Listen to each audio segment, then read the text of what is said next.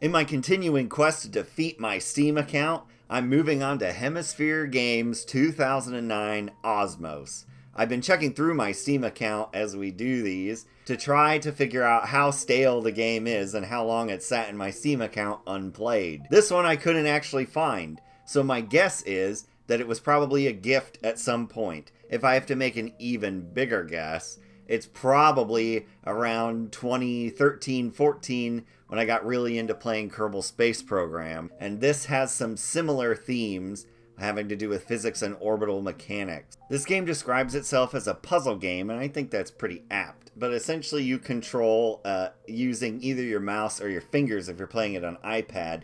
Due to the release date of this game, I think it's pretty heavily geared towards an iPad sort of touching scenario, but my mouse is just fine. You control this object called a mote that you see floating around on screen, and you can manipulate it by ejecting pieces of yourself in order to move your little mote in different directions or to attempt to arrest its motion. And when it touches other objects, it enlarges, so you regain mass. And you'll see that here. So this is just sort of like the early tutorial areas.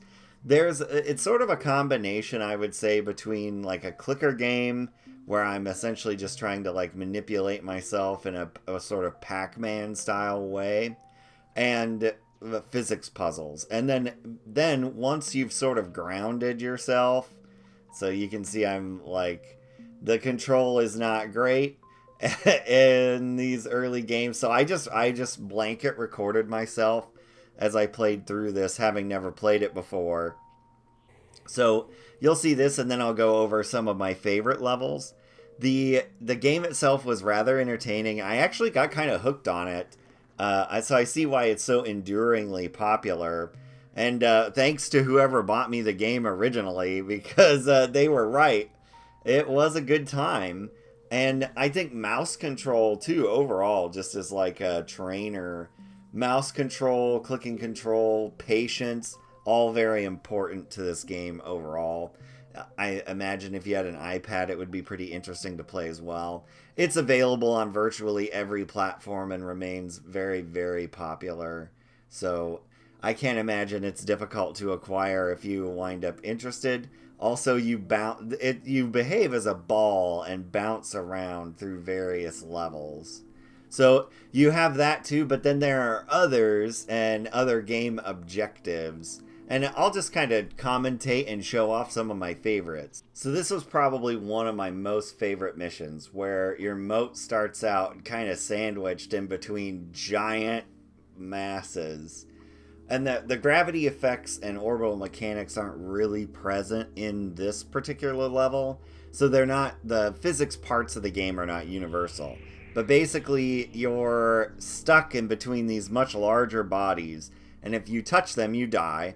And if you touch them even just a little bit, they sap your mass and become larger themselves.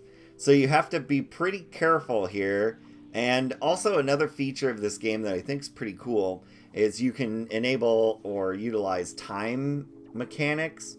So you have essentially like a mouse wheel mechanic where you're going up and down will modify time so you can wait on things. But basically this level, okay, well I just died.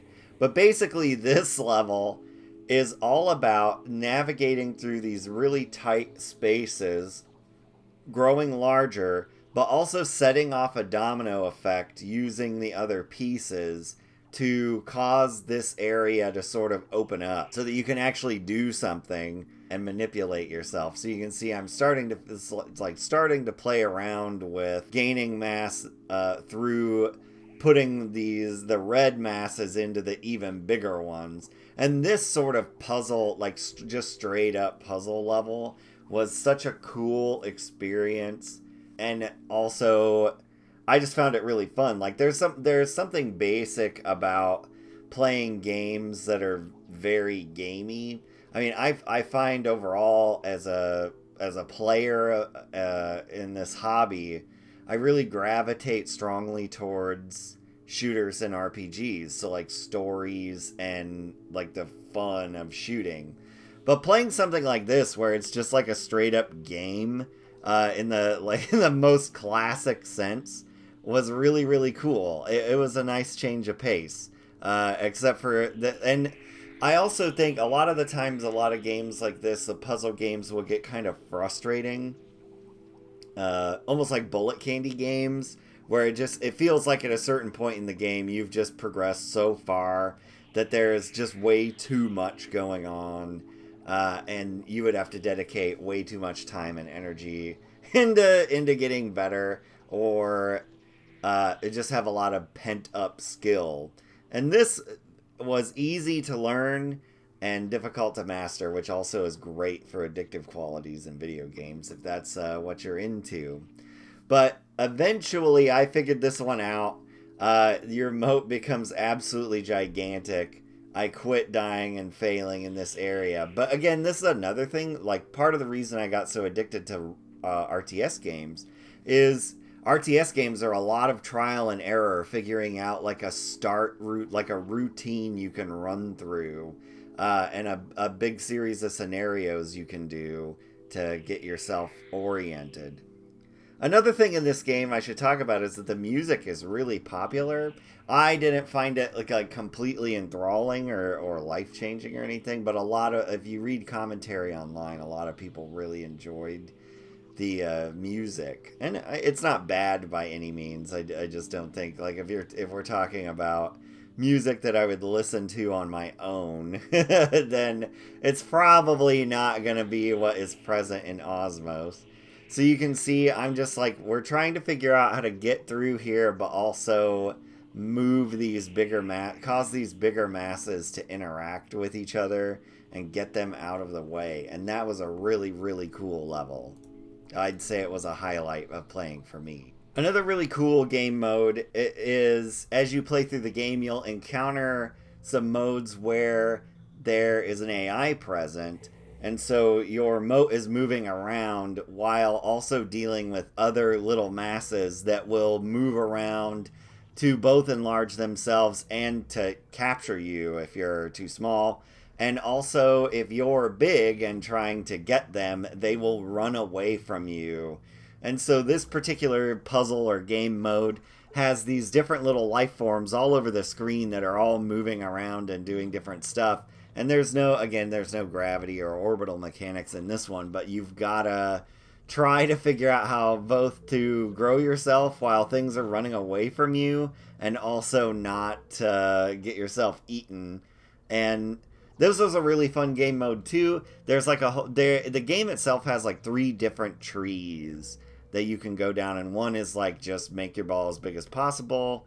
The other is dealing with these where there's like an AI present. You can see there I slowed down time to not get eaten. And this game mode was really fun too. That was a highlight of the playing experience, and just to kind of highlight what this game can offer as far as like different game states. And then lastly, we have this mission, which not only has some sort of intentional living objects that move around, but also orbital and mass mechanics. And you essentially have to the mission objective is to become huge. So you can see at the tip top of the bar, there is like a triangle pointed down, and we have to become that size in order to complete this level. And you have to I use like the time manipulation mechanics very heavily on this mission, because you're going to be pushed and pulled by gravity, and you've got to figure out how to efficiently move yourself a lot while operating in a space where pushing mass out in one direction actually doesn't cause you to move straight forward, where you're essentially operating on a curve. And that was really, really cool. That was figuring all that out in Kerbal Space Program was such a rewarding experience. And you get a little bit of it here it's actually just far easier to accomplish. You don't have to learn quite so much or do quite so much in the back end. Of course, I die over and over and over again. But that's part of the fun here. I didn't ever find the game so punishingly difficult as to just be something that I was good with. So, in short, this has been Osmos. I had a great time playing it. My total playtime surpassed 6 hours, I think. And that was more than enough for what I figured I'd get out of this. And I've continued to play it since, even though I've moved on to the next game. I've also noticed that a lot of the Steam achievements for this game are not heavily achieved, as it were. And so even though I've got not all of them, but quite a few, I'm in the top 10% basically. So if you wanna feel good about your Steam achievements, this is an easy one. This is a low hanging fruit. But we'll head on over to the D100 dice roller and see what we play next. All right, so here we go. I'm gonna roll the dice here, and we end up at 72. So 71 was our last roll. So, who knows? Kind of weird that they are back to back here. But that takes us to the Outer Worlds, which is Obsidian's RPG. So that one's going to be a longer play, I think. And so my next video probably will be a little bit a ways from here. But I'm going to just try and record like most of my playthrough and kind of record my general thoughts on that. For Osmos, just in summary, I don't know that I'd pay $9 for it, but if you get it for free and then forget that it's in your Steam account, it was a really good time. And if you like little puzzle games, or you find yourself just having an urge to revisit a simpler time in gaming, Osmos is an easy way to get there.